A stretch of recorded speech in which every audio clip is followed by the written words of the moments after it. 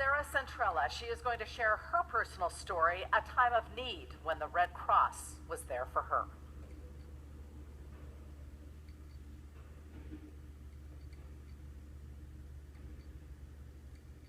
First, let me say what an honor it is to be here with you all this morning to share my story. I feel like it's a moment that I've been waiting for ever since that fateful day. A moment where I can look out and say, thank you. On a June afternoon in 2011, I tucked my twin daughters into their bunk beds for their afternoon nap and went back downstairs to continue my search for a job. I'd been suddenly laid off 2 weeks before and was doing everything I could not to panic. And then I heard a blood-curdling scream coming from my twins' bedroom and the sound of an industrial-sized sprinkler exploding. Within minutes, water began rushing down the stairs and pouring from every conceivable light fixture like a faucet. In the 8 minutes it took the fire department to respond, all 3 levels of the home that we were renting were filled with standing water. What I remember most about that day was milling around a place that was, in an instant, no longer my home. Trying to get my mind around what that really meant for my family and I. The fire chief was trying to explain that I needed to call someone and find a place to stay, that we couldn't come back here, not tonight, and probably not for the foreseeable future. I watched as crews went to work, moving furniture, stepping in, trying to stop the damage as quickly as possible. And finally, I sat on an overturned bucket, put my face in my hands, and cried until my whole body shook. I had no idea what to do. I had no job, no renter's insurance, no savings, and now no home. As a single mom, I'd been working nonstop, living paycheck to paycheck for the past 2 years, just trying to make ends meet after my husband left. I couldn't imagine how to possibly get through this. The more the gravity of how desperate our situation really was began to sink in, the harder I cried. When my older sister called from California to tell me that I should call the American Red Cross, I almost laughed. What can they do, I asked her. It's not like this is Hurricane Katrina. Just call them, she insisted. I didn't call. I felt too foolish, and I didn't want to waste anyone's time. Before the fire chief left, he handed me his card and said, "This is a natural disaster. Your home is unlivable." He handed me his card, looked at me and said, "Just call the American Red Cross. You shouldn't have to go through all of this all alone." 10 minutes after making the call, an elderly gentleman with a Red Cross vest walked into what was once my living room. He gave me a hug.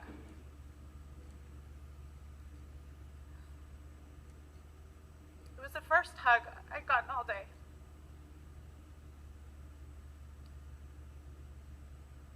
I'd been in the house for hours, dozens of firefighters, insurance adjusters, contractors. No friends, no family. That hug from a total stranger was exactly what I needed in that moment. We both sat in the kindest, most compassionate way imaginable. He asked me quietly what I needed. I couldn't think.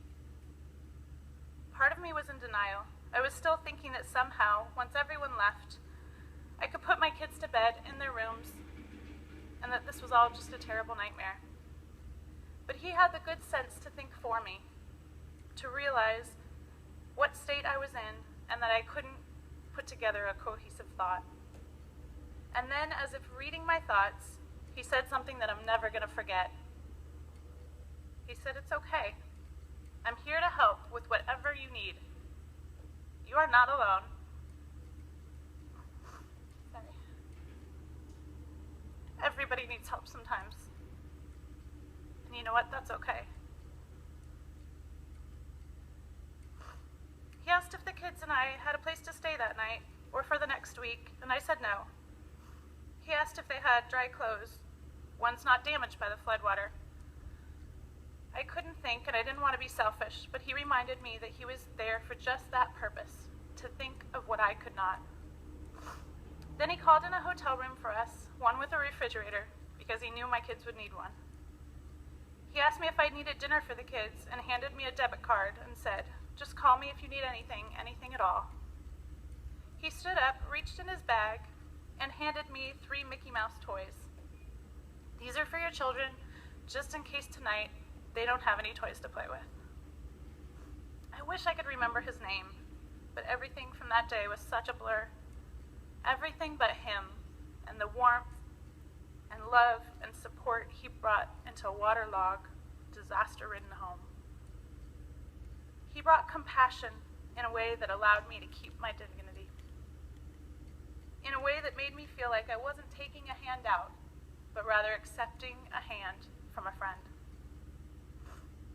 So let me take this moment to thank you, to all the volunteers who open your hearts without judgment to people like me, who are there with a hug on what is possibly the worst day of a person's life, on a day when hope seems lost.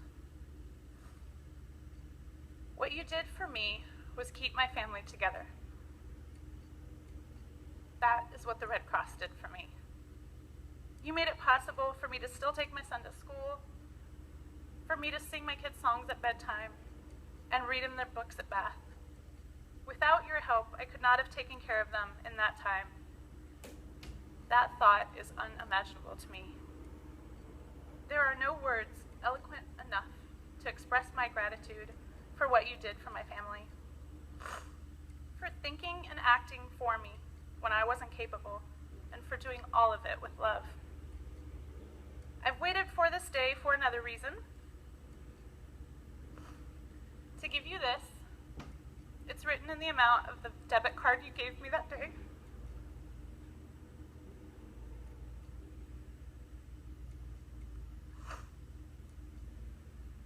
Please load it on another debit card and give it to another family on the worst day of their life.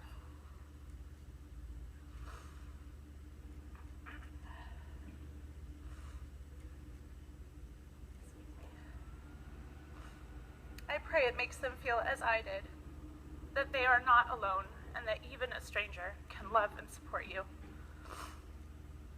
Sorry. The Red Cross is...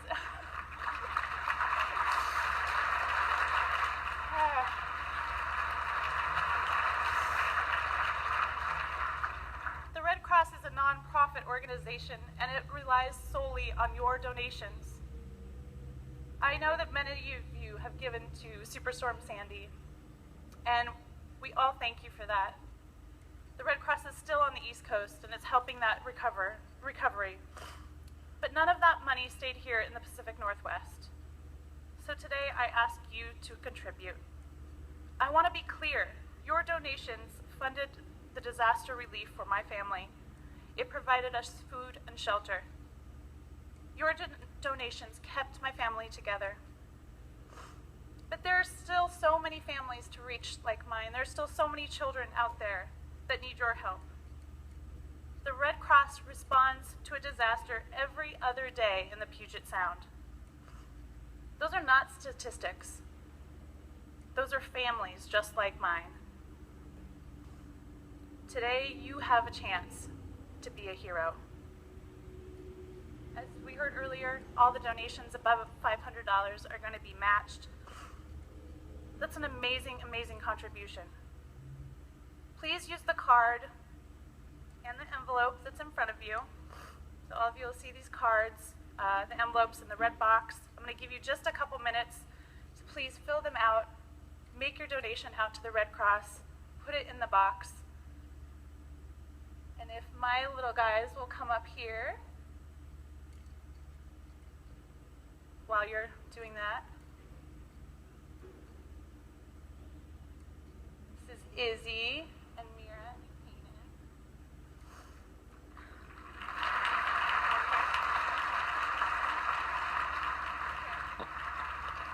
And we just all want to say from the bottom of our hearts, thank you.